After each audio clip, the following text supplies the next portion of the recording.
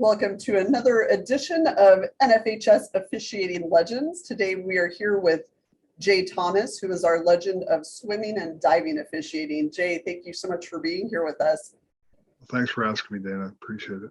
Absolutely. We're excited to have you, and we're going to jump right on into these questions that we've had for our legends. The first one is, what role did interscholastic sports play in your life growing up? Interscholastic sports was a big part of my life. I was a three-sport athlete. I played soccer, I was a fencer, and ran track. And I went from one sport right into another, and sometimes there was even a little overlap.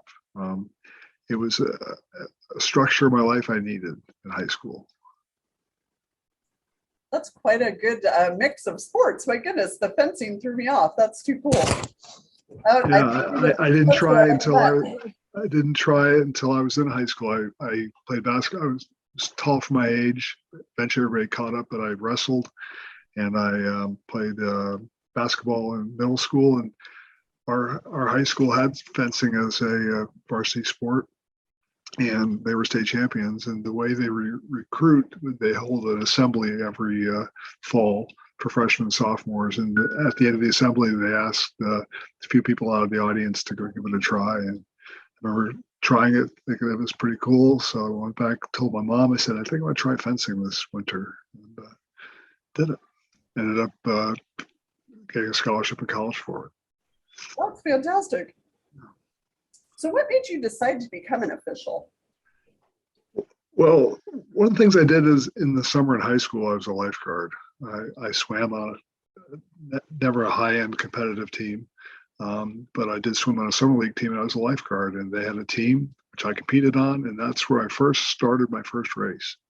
And I was a soccer referee and student referee in high school.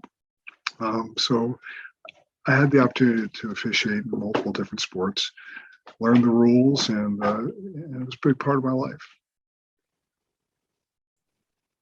When did you realize that officiating was something that you really wanted to do for the rest of your life?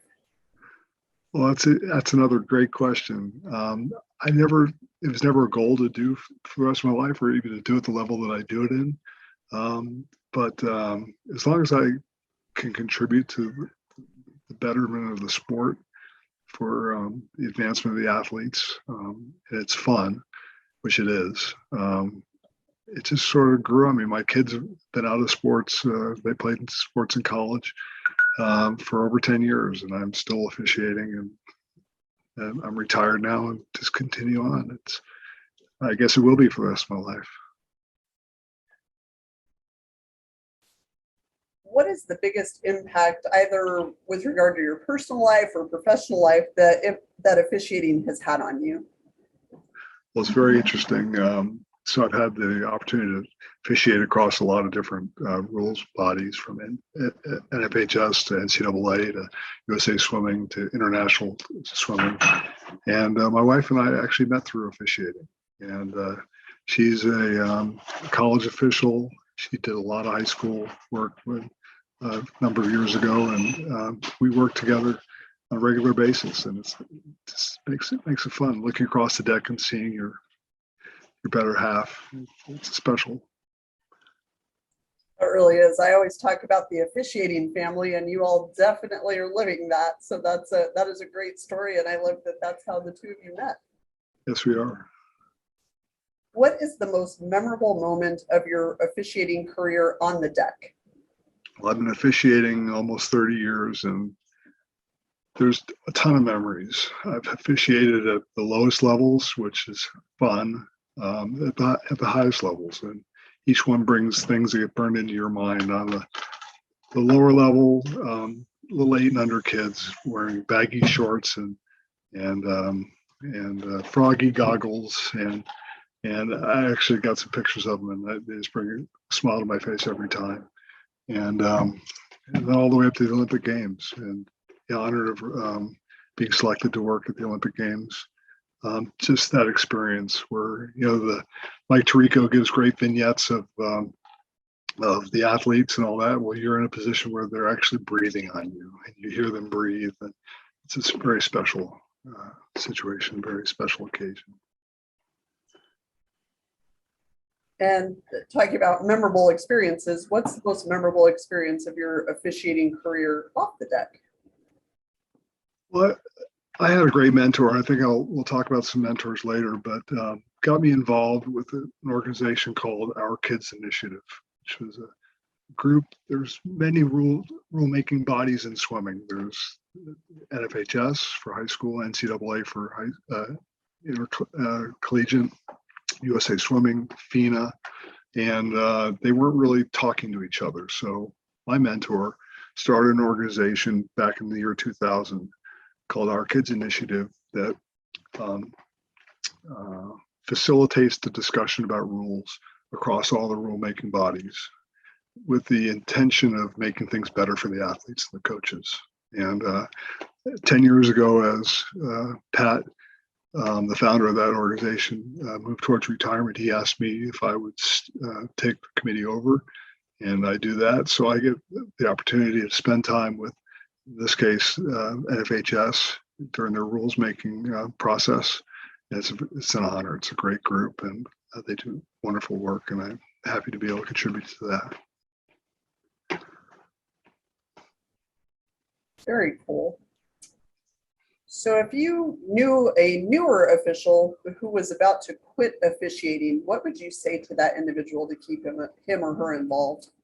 I'd ask why. And there have been times in my career where I've had to step away for a number of years for certain issues, family issues or job issues, whatever. Don't say it's forever. If you need to step away for something, step away in a positive way, get things together, and then when you got the time and there's a need, so you're doing positive things for the youth and their coaches, and it's very fulfilling. So if you got to step away, that's okay, but leave the door open to come back. It's great advice. And you've talked about mentors a little bit, so we're gonna deep dive that a little bit. How important is it to have mentors as an official, and what words of wisdom would you have for individuals who serve in the role of a mentor? Well, it's an honor to be asked to be a mentor, and I've had some officials. I had great mentor, Pat Lunsford. Pat's a member of the Ohio Swim Coaches Association Hall of Fame. Very revered. He was a high school coach, high school teacher, and he offered to serve as a mentor. I didn't know I needed a mentor, but I did. So it's important to have one because it's to move up in the ranks, and I start at the bottom like everybody else. There's questions and questions of guidance and how do I handle certain situations, and having somebody there that's been through it and seen the path, it helps you through that path.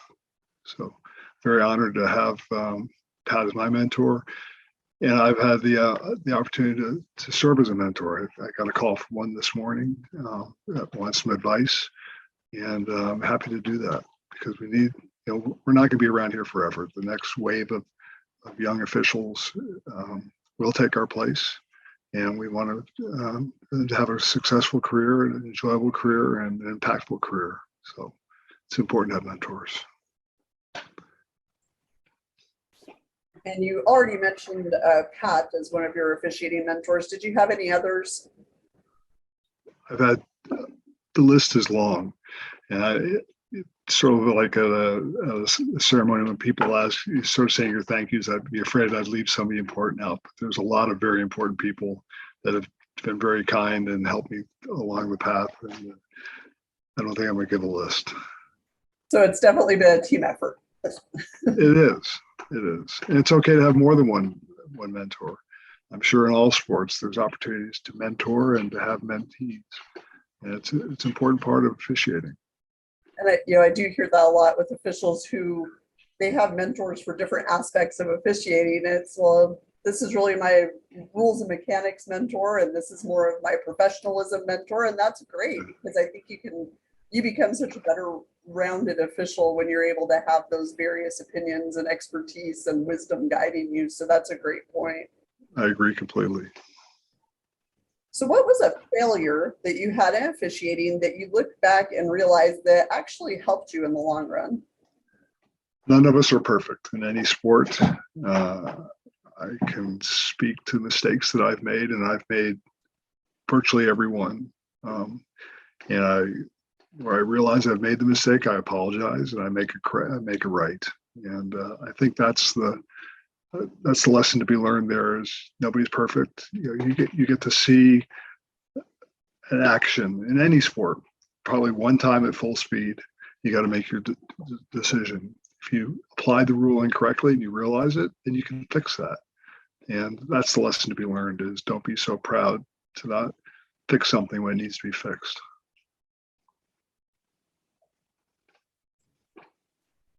What do you find the most rewarding aspect of officiating?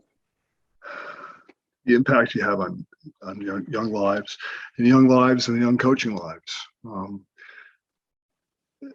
Sports is a big part of a lot of kids' life, and it's a very positive. We want it to be positive.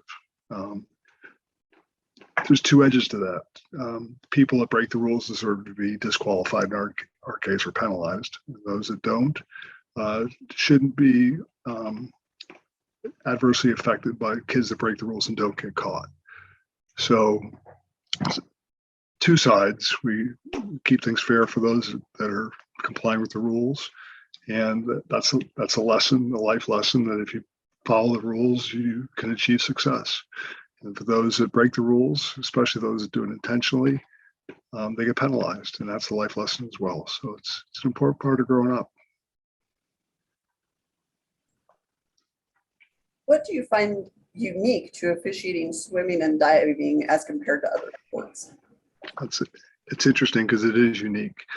One of the most unique things is the variety of the teams you're working with. By teams, I mean the officiating teams. Small dual meets, sometimes there's only 2 or 3 people there, and you run your meet and procedures with that in mind. And then there are other meets when you may have 20 or 30 or 40 people on deck, officiating, assisting, administering the meet. And the ability to keep things fair in both realms, when you're a small staff and a large staff, a lot of teamwork required, is very unique.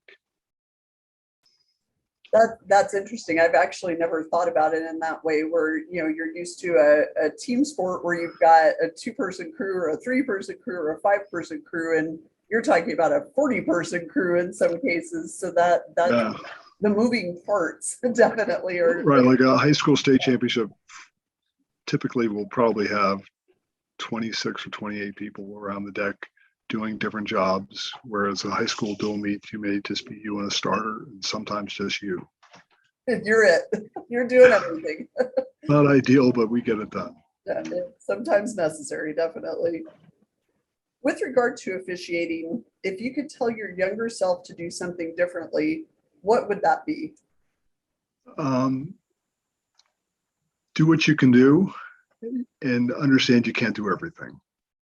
Be kind. Be empathetic to both the athletes and the coaches, but know your rules and apply the rules. And although coaches are very emotional advocates for their swimmer, they generally appreciate it when you made a right call and you applied the rules correctly, and you admit that you made a mistake when you do. So I would just say, do what you can do. Don't try to do too much. And continue to learn throughout your whole career. I learn something every time I work. Those are pieces of wisdom in life, not just officiating. Very, very well done. Love that answer. And then we do have one final question for you, and this is kind of a way of our officiating legends to help us, as we're in an officiating crisis in terms of shortage right now. So if you had one opportunity, which is right now, to convince people to become officials, what would you tell them? Start young. It's fun.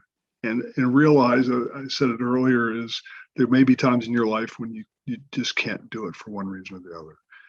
And that's okay, but leave the door open to come back. But starting young, I started officiating as a high school student, making money reffing soccer games on the weekend. And when I was in the sport of fencing, the early portions of the competition, we officiated ourselves. And then swimming, there's always opportunities. We've got some age requirements, but I encourage and know of some very young students in college that have gotten involved in it around the world. There are a very young cadre of officials. So start young. It's fun. Jay Thomas, our swimming and diving officiating legend, thank you so much for your time. On behalf of the National Federation and the over 200,000 men and women who officiate across all sports, we thank you for your willingness to share your wisdom with us and your ability to pay it forward. We really appreciate it. And this will be great for our officials to listen to and learn from, and hopefully it'll be a tool that can inspire them as well. So thank you so much for your time.